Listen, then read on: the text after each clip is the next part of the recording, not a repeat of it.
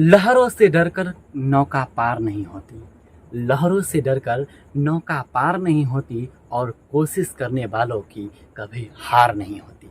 जय हिंद। मैं वसंत राज स्वागत करता हूं आपके अपने परिवार रैंकर क्लासेस वैशाली में। साथियों, कैसे हैं आप सभी? आशा करते हैं कि आप लोग अच्छे होंगे और आप लोगों की पढ़ाई अच्छी चल रही होगी, बहुत अच्छी, बेस्ट चल रही होगी।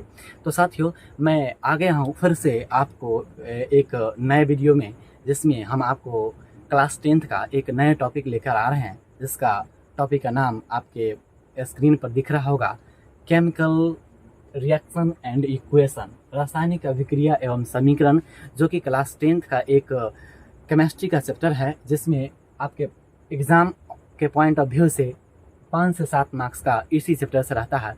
तो आपको इस चैप्टर को बारीकी ढंग से समझनी पड़ेगी और ये फास्ट चैप्टर है, तो कहीं न कहीं इसका बेस आपको अच्छे से तैयार करना चाहिए। तो साथियों, मैं चलता हूँ, ज़्यादा जो है से टाइम न गवाते हुए, और हम अपने जो है से टॉपिक पर चलते हैं और टॉपिक स्टार्ट करते हैं। तो साथियों, चैप्टर का नाम है रासायनिक अभिक्रिया एवं समीकरण। तो सबसे पहला बात जानते हैं कि ये रासायनिक अभिक्रिया होती क्या है, जिसको हम इंग्लिश में केमिकल रिएक्शन कहते हैं। साथियों, मैं आपको बता दूं कि ये एक पदार्थ आप ले लेते हैं ए और एक पदार्थ लेते हैं बी, जो आपस में संयोग करके ए बी बनाते हैं। एक पदार्थ ए और दूसरा पदार्थ बी आपस में मिलकर एक ए बी का निर्माण करते हैं, जो इन दोनों पदार्थों से इसके गुण एकदम अलग है, भिन्न है।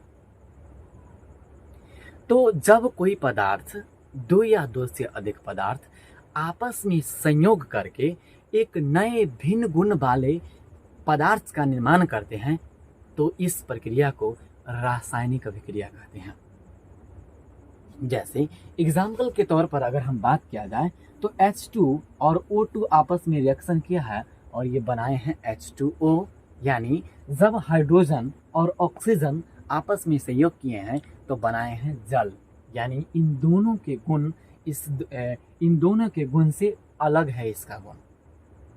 तो साथियों, आप समझ चुके होंगे और इसे आप नोट कर सकते हैं। आपकी सहूलियत के लिए मैंने आपको बोर्ड पर लिख रखा है कि जब दो या दो से अधिक पदार्थ आपस में संयोग करके एक नए भिन्न गुण वाले पदार्थ का निर्माण करते हैं, तो उसे रासायनिक अभिक्रिया कहते हैं। आप नोट करिए तब तक, और उसके बाद चलते हैं आगे। आशा है आप नोट कर लिए होंगे। तो चलते हैं, एक नए बातों को समझने के प्रयास करते हैं।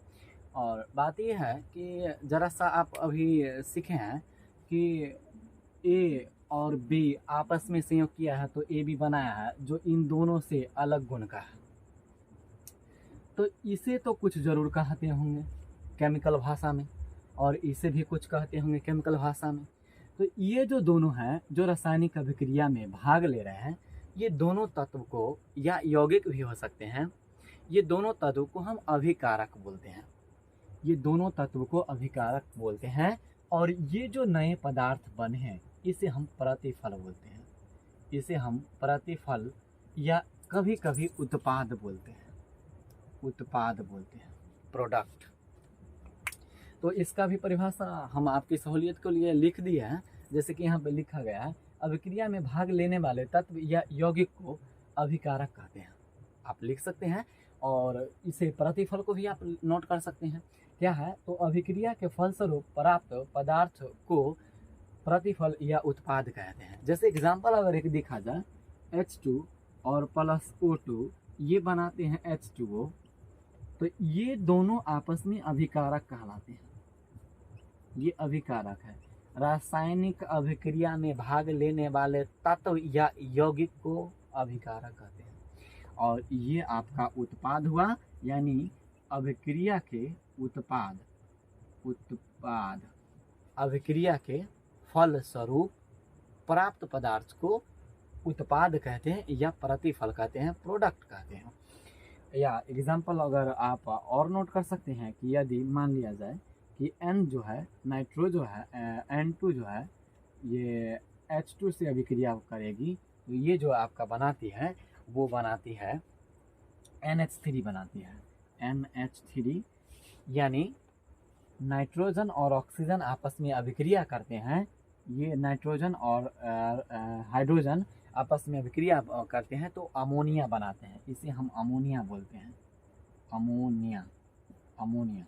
और अमोनिया एक तरह से ये उत्पाद हुआ क्योंकि अभिक्रिया के फलस्वरूप बना है, और ये दोनों आपके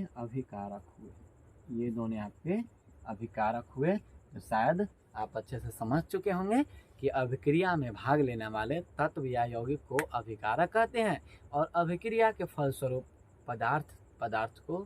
अभिक्रिया के फलस्वरूप जो हमें पदार्थ प्राप्त होते हैं उसे हम क्या बोलते हैं, उत्पाद बोलते हैं या प्रोडक्ट बोलते हैं। आशा है आप इसे भी अच्छी ढंग से समझ चुके होंगे।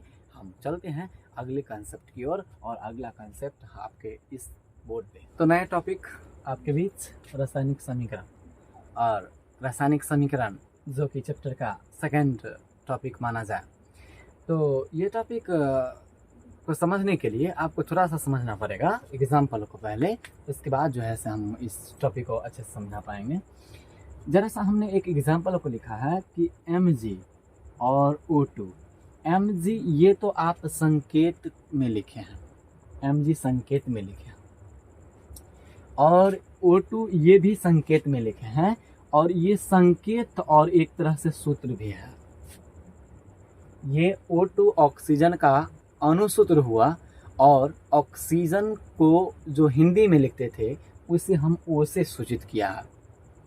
यानी कहने का अर्थ है कि सर ये जो है Mg जो है और O2 जो है वो सूत्र या और संकेत है, सूत्र और संकेत है, और सूत्र और संकेत को जो है एकदम छोटा रूप में किए हैं, और यही तो रासायनिक समीकरण कहलाता है। यानी सूत्र और संकेत का संक्षिप्त निरूपण रासायनिक समीकरण कहलाएगा। उसी तरह से हमने परिभाषा को डिजाइन किया है कि रासायनिक अभिक्रिया में भाग लेने वाले पदार्थों का सूत्रों एवं संकेतों का संक्षिप्त निरूपण ही रासायनिक समीकरण कहलाता है। अगला एग्जाम्पल आप ये भी नोट कर सकते हैं कि Zn यानी जिंक का जो अणुसूत्र हुआ वो Zn हुआ, और संकेत Zn। ये सल्फ्यूरिक अम्ल जो है H2SO4, और ये जो अभिक्रिया किया है आपस में दोनों, तो ये जिंक सल्फेट बनाया है, जिंक सल्फेट, और जिंक सल्फेट के साथ साथ एक H2 गैस भी छोड़ा है, और ये सभी सूत्र और संकेत है।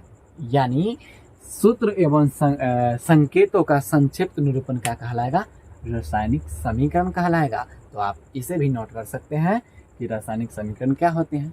आप लोग नोट करेंगे, तब तक के लिए हम आगे बढ़ेंगे। आशा है आप नोट कर लिए होंगे, और आज की सेवा हम यहीं तक रखेंगे, क्योंकि थोड़ा थोड़ा करके हम आगे चैप्टर को आगे बढ़ाएंगे और इस चैप्टर को एंडिंग के कगार पर ले जाएंगे। तो साथियों, अगर आपको ये वीडियो अच्छा लगा हो और आपको भली भांति अच्छे से परिभाषाएं समझ में आई होंगी, तो वीडियो को एक बार लाइक ज़रूर कीजिएगा, और चैनल को सब्सक्राइब करिएगा, और अपने दोस्तों में जो भी इस बार 2024 में एग्ज़ाम देने जा रहे हैं उस विद्यार्थियों तक पहुंचाइएगा। फ्री ऑफ कॉस्ट आपको जो कंटेंट, जो बेस्ट से बेस्ट कंसेप्ट मिल रहा है, वो आपको सभी छात्रों में उसे जो है पहुंचाना है, और आपकी सपोर्ट से ही हमारा चैनल ग्रो करेगा। तो आशा है आप हमें सपोर्ट करेंगे, और जो है से अपने परिवार को बड़ा एक फैमिली बनाएंगे, और इस तरह से हम लोग जो है से इस पर अच्छे से कंसेप्ट लेकर के आते रहेंगे, और जो है से आपकी सेवा फ्री ऑफ कॉस्ट हम करते रहेंगे। तो जय हिंद साथियों, मिलते हैं अगली क्लास में। जय हिंद।